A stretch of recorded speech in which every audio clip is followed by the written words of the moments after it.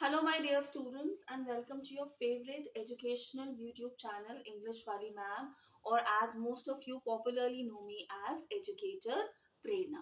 So, आज हमारी OTT series by day 54 Know How to Get the Perfect Score का episode 46 है और आज के episode में we are going to be revising section A of your board exam. और सेक्शन ए का भी हम एक पार्ट करेंगे, not the complete section.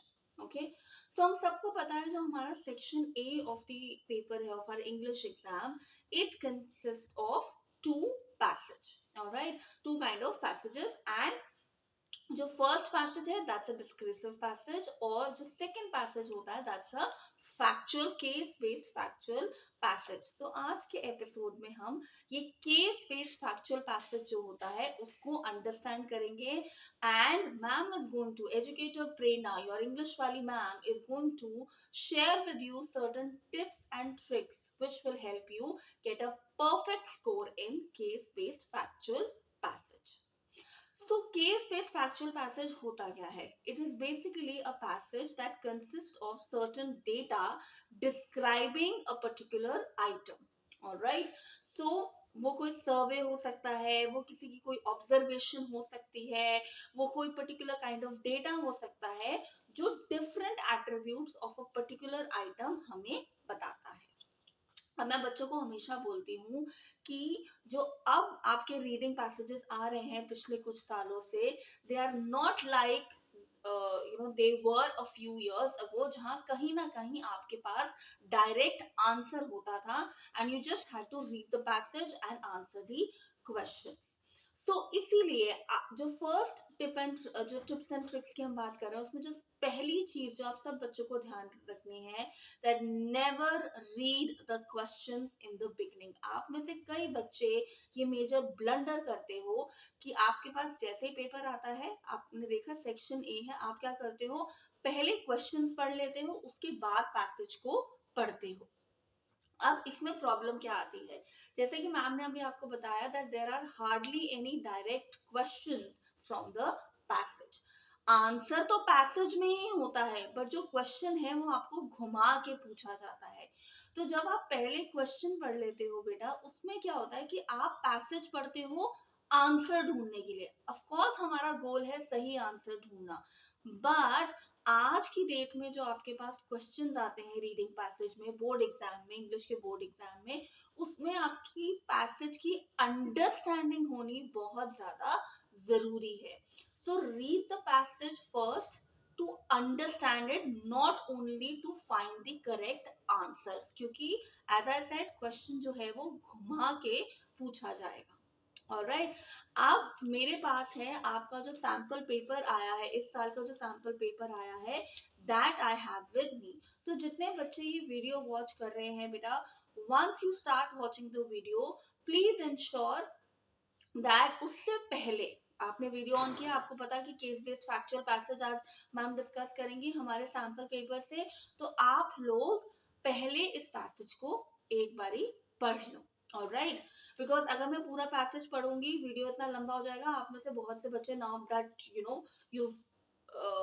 No pulled up your socks और बोर्ड एग्जाम्स जो है बस वो स्टार्ट होने वाले हैं, तो अगर मैं नहीं चाहती कि आपका जो टाइम है वो किसी भी तरीके से अननेसेसरली इधर उधर यूज हो. आई जस्ट वांट कि हम फोकस तरीके से अपने टिप्स एंड ट्रिक्स जो हैं उनको अच्छे से समझें. Why? Because our aim is to get the perfect score for our board exams. All right. So सबसे पहले ही मैम ने आपको जो टिप्स एंड ट्रिक्स बताई वो क्या है, that you will first read the passage to understand it, कि जो पैसेज है उसका एसेंस एग्जैक्टली है क्या, रादर दैन कि पहले क्वेश्चन पढ़ लिए फिर पैसेज पढ़ा. एंड इन दैट सिनेरियो बेटा most of you will and up giving wrong answers. ये बहुत कॉमन होता है बच्चों के साथ. ओके, सो अब जब आपने पैसेज को अच्छे से पढ़ लिया, जितनी टाइम आप पैसेज पढ़ रहे हो, देखो बेटा जब मैम ने भी ये पैसेज पढ़ना स्टार्ट किया आपके सैंपल पेपर से, I am sure all of you can see that I have highlighted certain portions in this passage. और ये जो मैम ने हाईलाइट करे हैं portions, these mainly consist of data that is being talked about in the passage. सो जो आपका इस साल का एसक्यूपी है उसमें जो आपके पास केस बेस्ड फैक्चुअल पैसेज आया है that talks about murals. What are murals? The paintings on the walls. कौन सी रीजन की बात की गई है यहाँ पर? नॉर्थ वेस्ट इंडिया की बात की गई है. तो देखो जब मैम ने इस पैसेज को पढ़ना स्टार्ट करा तो मैम ने किस तरह से इसको अंडरलाइन कर लिया. मैं इसीलिए आपको पेपर फोल्ड करके दिखा रही हूँ ताकि आपको बिल्कुल क्लैरिटी हो जाए. So see the words that are being underlined in this particular passage. So survey conducted. कहाँ सर्वे कंडक्ट हुआ? Several villages of north west India. Alright. So इस तरह से क्या हो रहा है, हमें ये पता चल रहा है, पहली ही लाइन जो है हमें उसमें ये पता चल गया कि एक सर्वे हुआ, किस पोर्शन में हुआ, किस चीज का हुआ? Fascinating insights into mural landscape. देखो उसको भी मैम ने हाईलाइट कर रखा है. ऑलराइट. सो इससे क्या होता है कि हमें क्लैरिटी आ जाती है कि पैसेज किस बारे में है. ऑलराइट. उसके बाद आप देखोगे पैसेज में I have underlined various places where they have given certain facts and figures. Percentage दी गई है अलग अलग जगह पर, उसको हमने अच्छे से हाईलाइट किया है. ऑफ कोर्स बोर्ड एग्जाम में you won't be allowed to write anything. आपको क्वेश्चन पेपर में बोला जाता है do not write anything, do not write. So इसका एक और तरीका होता है. पहली बात तो आप कोशिश करो कि आप पेंसिल से अंडरलाइट उसको अंडरलाइन करो. ऑलराइट. बट ऐसे कि आपको दिखना चाहिए, इतना लाइट नहीं कि आप ही को ना दिखे वो.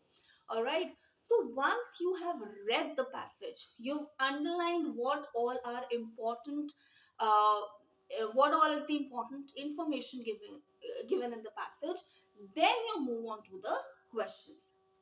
अब एक चीज, आपके पास जो रीडिंग पैसेज के क्वेश्चंस हैं, पहले क्या होता था सिर्फ ऑब्जेक्टिव टाइप आ रहे थे कुछ टाइम तक.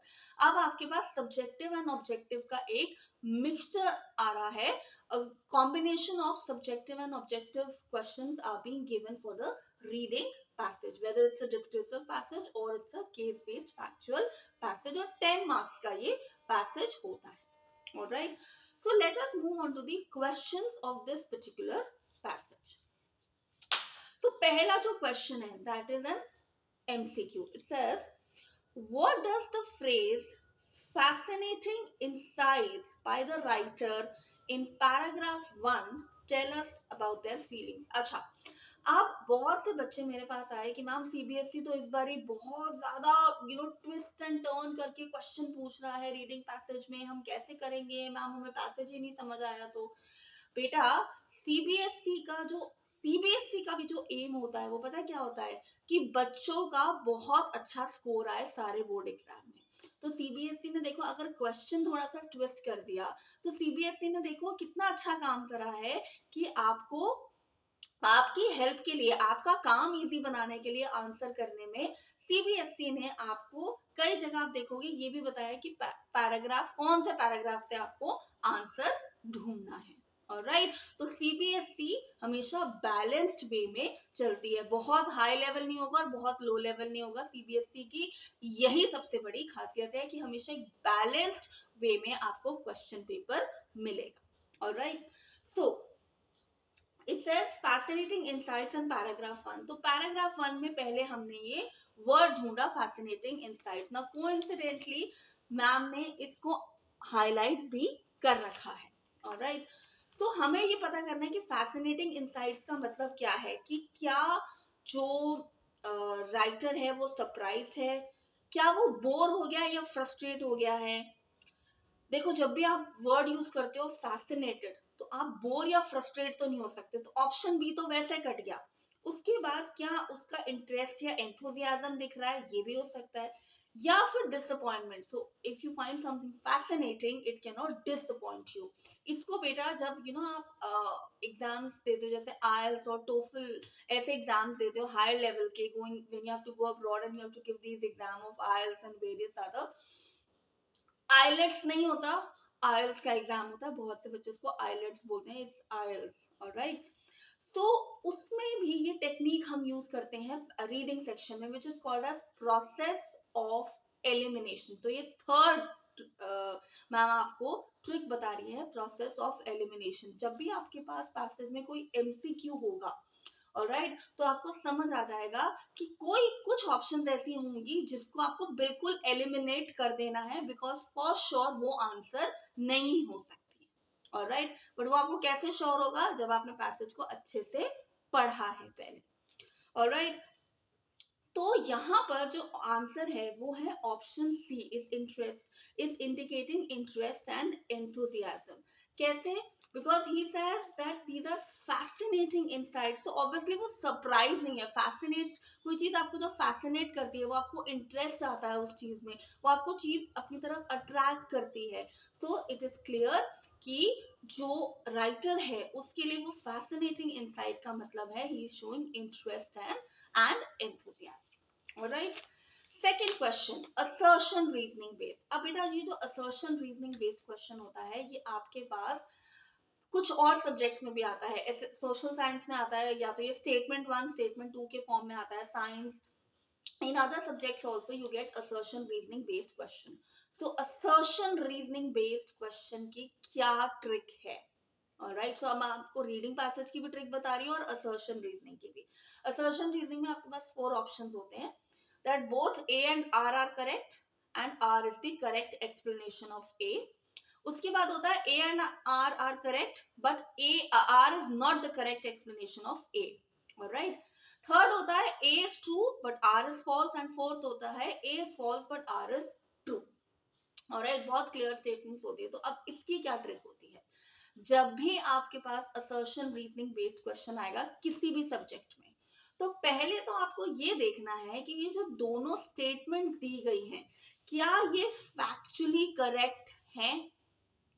अगर ये दोनों स्टेटमेंट्स फैक्चुअली करेक्ट हैं, तो या तो ऑप्शन ए होगा कि both R correct and R is the reason for A, या फिर R is not the reason for A, alright. तो सी और डी ऑप्शन तो आपका पहले ही कट गया। और अगर वो स्टेटमेंट फैक्चुअली करेक्ट नहीं है, तो या तो सी आंसर होगा या डी आंसर होगा, क्योंकि या तो ए करेक्ट होगी फैक्चुअली या फिर बी करेक्ट होगी, आर करेक्ट होगी फैक्चुअली, ऑलराइट। तो ये सिंपल सा मेथड है, ये आप इनफैक्ट किसी भी क्वेश्चन में अप्लाई करके देखना and you will be surprise कि आपका आंसर जो है वो सही है। बट उसके लिए yes, facts should be on your finger tips, ठीक है। तो अब यहाँ पर हमें रीडिंग पैसेज से ही असर्शन रीजनिंग क्वेश्चन पूछा गया है। पहला असर्शन क्या कहता है? Murals in north west Indian villages are meticulously crafted, alright. उसका रीजन ये दिया गया है, murals are the results of collaborative endeavours. अब यहाँ पर बहुत से बच्चे क्या गलती करते हैं, एक दो वर्ड पढ़े और सीधा आंसर दे दिया।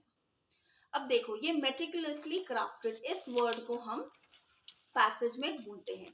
ये वर्ड जो है आपको पैरा 1 में ही मिल जाता है। It says 80% of these vibrant artworks are meticulously crafted by the villagers themselves. मतलब जो असर्शन है वो बिल्कुल सही है, yes these are meticulously crafted. फिर वो बोलते हैं murals are the results of collaborative endeavours, मतलब जितने भी म्यूरल्स बने हुए हैं all of them are a result, मतलब वो क्यों बने हैं, क्योंकि कोलैबोरेटिव एंडेवर्स बना है के थ्रू बना है। अब आप नेक्स्ट स्टेटमेंट लास्ट स्टेटमेंट पढ़ो पैसेज 1 में, उसमें क्या लिखा है देखो।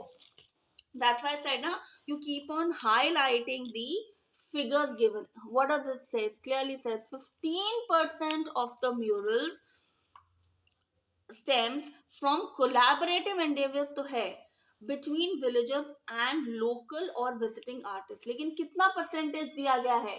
15%। ये कहीं नहीं लिखा हुआ कि जो सारे म्यूरल्स हैं they are a result of collaborative endeavours. तो क्या हुआ? असर्शन सही हुआ और रीजन जो है वो गलत हुआ। तो ऑप्शन सी जो है आपका is the answer. Assertion is true but reason is false, okay. तो आपने देखा कैसे हमने फैक्ट्स को यूज करके इसका आंसर ढूंढा। ऑलराइट, थर्ड क्वेश्चन बहुत इजी है। Identify the word that indicates that the writer anticipated a higher percentage of sponsored initiative murals. आपको एक वर्ड ढूंढना है पूरे पैसेज में से इंडिकेट्स कि राइटर जो है उसने एंटिसिपेट किया था, expected a higher percentage of sponsored initiative murals. इसका आंसर बहुत सिंपल है, आंसर है सरप्राइजिंगली, क्योंकि देखो पैसेज 2 में वो कहता है Surprisingly, a small fraction, about 5% of the murals are the result of sponsored initiatives. मतलब राइटर शायद एक्सपेक्ट कर रहा था कि बहुत सारे म्यूरल्स जो हैं वो स्पॉन्सर्ड होंगे, but only 5% were result of sponsored initiative. तो आंसर क्या है? Surprisingly.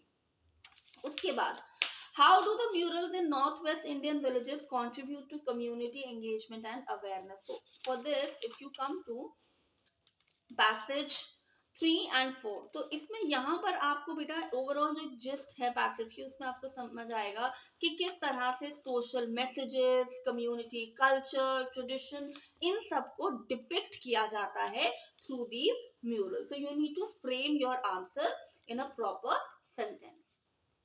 Then fifth, read the given prompt and select the correct option. In Hari's village, a mural depicting sustainable farming practices is showcased on the panchayat wall. तो ये जो percentage है of mural type, it would be counted as what?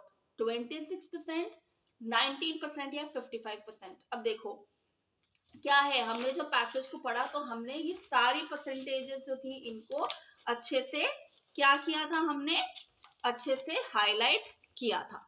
तो 26% हमें क्या बताता है? Showcase daily life in the villages capturing moments of Joy, struggle and victory. Alright. उसके बाद हमें 55% क्या बताता है?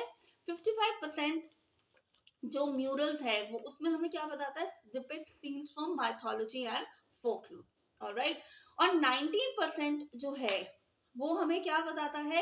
19% फीचर एब्स्ट्रैक्ट और contemporary themes reflecting evolving artistic expression in rural setting. तो आंसर क्या हुआ? बहुत क्लियर है कि आंसर इज 19%. क्यों? 55% आपको माइथोलॉजी और फोकलोर बताता है, तो फार्मिंग प्रैक्टिस उसका पार्ट तो हो नहीं सकता. 26% जो है वो आपको बताता है capturing moments of Joy, struggle, victory, तो फार्मिंग प्रैक्टिस इसका भी पार्ट नहीं है. इसीलिए द आंसर इज 19%. देखो यहाँ पर भी हमने प्रोसेस ऑफ एलिमिनेशन यूज किया. उसके बाद, what does the highest percentage of different mural themes suggest about the artistic preferences and cultural traditions? So highest percentage क्या है? 55% किसका है? Mythology and folklore. तो इसके बारे में, इससे हमें क्या पता चलता है?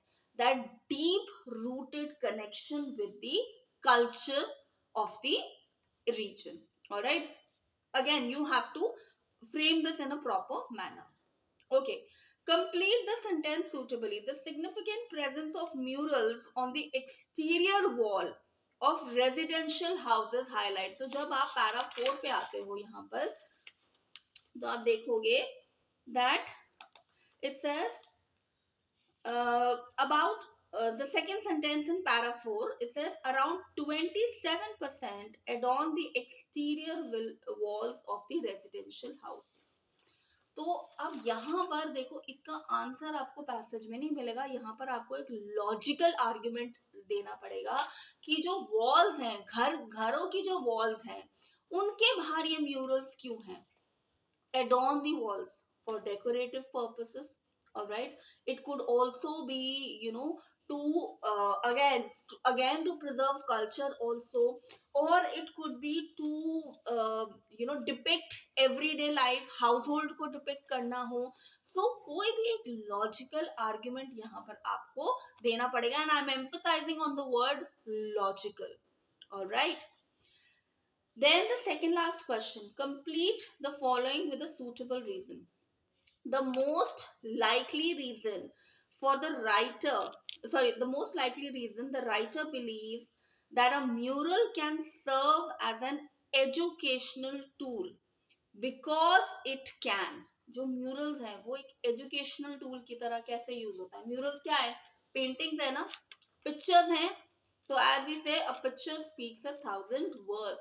So through these murals, there can be awareness of health, sanitation, there can be awareness of how to be a good citizen, there can be an awareness of the importance of education in one's life. So ये अगर आप देखोगे, if you come to passage 4, para 4 जो है इस passage में, para 4 जो है उसमें बताया गया है कि ये जो म्यूरल्स है ये और कहाँ कहाँ आपको दिखते हैं।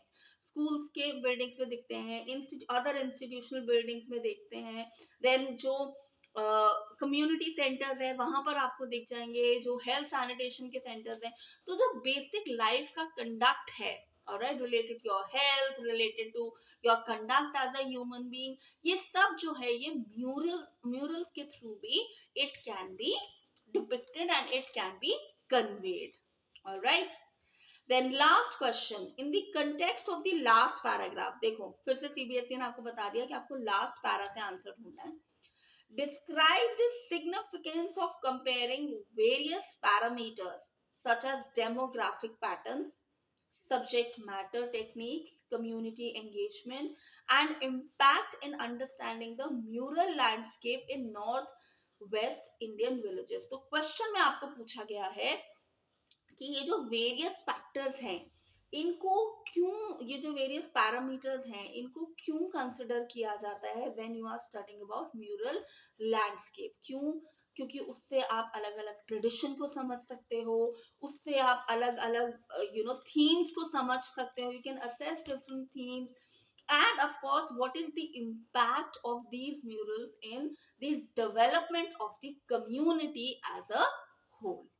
ऑलराइट, तो अगर आप बेटा इस पैसेज को अच्छे से समझोगे, इसमें there are direct questions also and there are indirect questions also.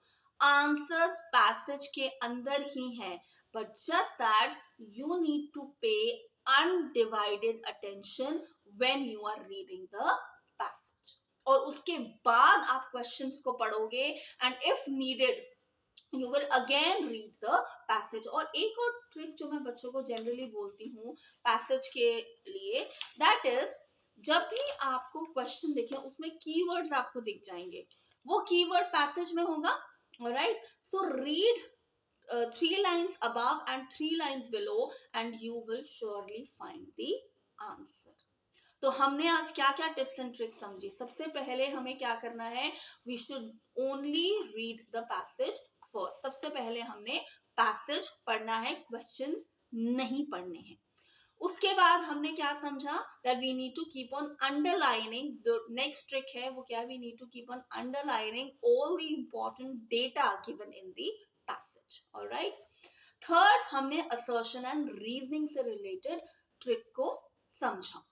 Fourth हमने समझा कि कैसे we need to find the keywords in the passage, and इसी के साथ जो लास्ट ट्रिक हमने समझी वो क्या है, that we need to basically understand the passage as a whole and then move on to the answering of the questions।